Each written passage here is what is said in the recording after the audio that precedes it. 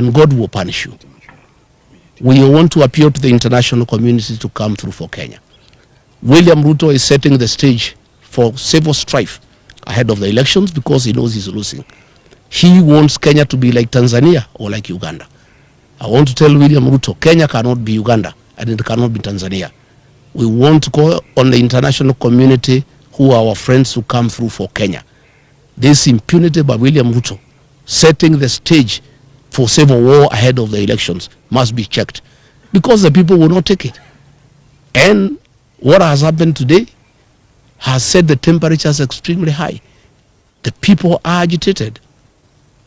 And I want to tell William Ruto, my former boss and friend, I understand your frustration that you have lost the mountain and you are trying to do everything to regain it. But this is not the way. Attacking churches, attacking women and children, trying to kill leaders, you are simply making the situation very difficult. The people of this region whom you have declared war on are hating you much more than they hated you yesterday.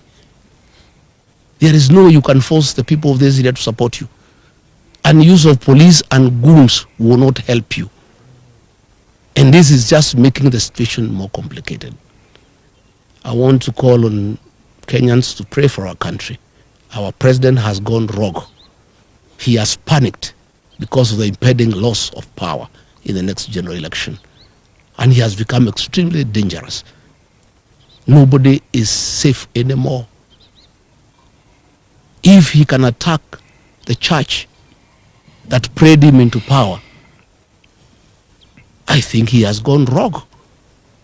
And this is totally unacceptable. I've seen a lot of nonsense by government bloggers trying to say that we can stage manage our own attack. Where can we get access to tear gas? Is it sold in a supermarket or in Gikomba? Where do we get access to AK-47 assault rifles? Where do we get access to government land cruisers? Where do we get access to police uniform? We can't. And Kenyans are not foolish. I know that is the narrative they have been trying to do to bring so that they can arrest my supporters and my security and try to blame them. But today's happening is recorded. The vehicles are there. The policemen are there. The ones in uniform, the ones in civilian. It's all recorded, the tear gas canisters, the cartridges.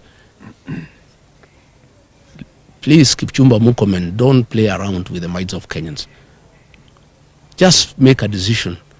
If you want to make this country ungovernable, well and good. If you have decided to use the police to kill, go ahead. And I want to invite the members of the National Security Council outside William Ruto, Kithure Kindiki, and Kipchumba Murkomen. Those three have stopped thinking, and they really don't care about the security of this country. I want to ask the Chief of Defense Forces, the IG, the Director General of NIS, to sit down President William Ruto and tell him that if Rigathi Gachagua is assassinated or injured, there will be turmoil in this country, and there will be instability in this country, and what he is doing is wrong, and somebody must talk some sense into the president. And there is no way he can be president by force. He was elected into office as a very popular president. He has goofed by doing all the wrong things and antagonized the people of Kenya. And when he is in a hole, the first thing you do, you stop digging. He's digging further by unleashing violence on the Church of Christ, on elected leaders, on women, on children. He's just making the situation worse. I'm told they are very bitter that I talk to the people of northeastern Kenya and enlighten them that their suffering have nothing to do with the marginalization, but misuse of public funds and lack of accountability by their own leaders. And he is afraid that he was banking on the support of the North Runners, and that may not be forthcoming. I am told they were very bitter about the 2 mega rallies I did in Kagumo, in Kirinyaga, and Karatina, and they wanted to make sure that I don't do meetings in Othaya and Keni. I want to say that I am undeterred, I'm on board, I'm not intimidated. We shall continue with the journey to liberate this country. We shall continue.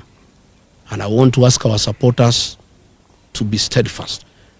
our young people to continue protecting our meetings against goons. But now they have changed gear. Instead of using goons, because they realize from Gatundu, the people have said no to goonism and they'll deal with the goons. Now they are using the police to attack the people of Kenya. They are using police with live ammunition and tear gas to cause havoc. How do police who are in charge of security and law and order the source of insecurity in their own country? How do police turn against innocent women and children and beat them and fight them with the live ammunition, with the tear gas? I think the president has gone berserk. The reality that he'll be one term is too much for him to comprehend. And he has lost his head. I think we want to call the president to order. William Ruto, you killed our children and women in Kiambaa Church. Please stop attacking churches. Stop attacking women and children. Stop attacking leaders. Today, William Ruto, I want to assure you, this mountain is lost. Even if you killed the Gachagua, the mountain will not come back to you. It will even be more difficult for you than it was when I'm alive.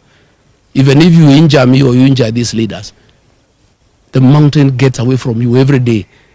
The more you fight us, the more you unleash violence on us, the more you attack our churches, the more you attack our women, the more you attack our children, the more the mountain distances itself from you. And people are regretting having voted for you because they knew you are not a good person. You had killed women and children in church and they forgave you, thinking you have changed your ways. Kumbe, you are still the same person. I want to thank the Reverend at Witima ACK Church and the clergy and the lay leaders and the choir. They are the ones who saved my members. They gave them uniform for the choir and they were able to sneak out of the church. One of the Reverend gave his robes and uniform to one of my bodyguards who was targeted to be shot. And he was able to escort me looking like a priest. And when they saw he's a priest, they did not shoot him. They wanted to shoot him. I want to thank them. I want to thank the church. I want to thank our women and our children for the prayers. I want to thank the Christians. Kenya is a resilient nation. All these things will pass. And I want to tell the people of Kenya, the darkest hour is just before dawn. We are just about to get there. I think the worst is just about to be over. And I can't understand how William Ruto has turned about against the two blocks of Kenyans that voted him into power. The Church of Christ prayed him into power. He has turned against the church. The Mount Kenya region that gave him almost 4 million votes, he has declared war on the mountain. I don't understand him anymore. I don't know why he has turned against the church and the people of the mountain. I want to address the people of the mountain. Please don't be intimidated. You have a right to elect whoever you want, and you have done nothing wrong by saying you are not going to elect William Ruto. Don't be intimidated. Be courageous. Be strong. We'll win this journey. So as I wind up this press conference, I want to thank the members of parliament here.